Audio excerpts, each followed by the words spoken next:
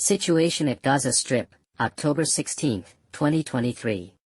The evacuation of the northern Gaza Strip continues with difficulty. A large number of civilians remain in Gaza City, where Israeli aircraft continue to bomb the infrastructure, leaving dozens dead. To make matters worse, the Rafah crossing has been bombed in order to prevent humanitarian aid from Egypt from reaching the besieged strip. In the meantime, Iran's warnings seem to be increasingly worrying, and the possibility of a regional conflict draws closer. It is unclear whether the ground offensive can be carried out without any risk to. The Israeli offensive in Gaza is delayed for a few days due to bad weather conditions this week. However, this has not prevented the IDF from continuing to prepare the operation and send more troops to the southern front. Today the attention was again diverted to the northern front.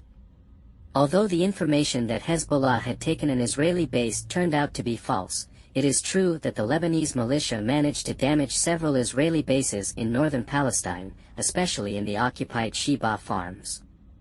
The opening of a second front is more than likely if the invasion of Gaza begins. It should be recalled that Israeli forces suffered a defeat in Lebanon which forced their withdrawal from the country. On the other hand, in these last days many false news related to Syria have been issued. First of all, the desert movements of the SAA and its allies are related to the usual rotations and no operation is being prepared against the eastern bank of the Euphrates. Secondly, the reinforcements brought to Dara and Quneitra are purely defensive and deterrent in nature, as the conditions of the SAA are not suitable for entering into a direct conflict with Israel. The priority of the Syrian army and government is to retake full control of the country.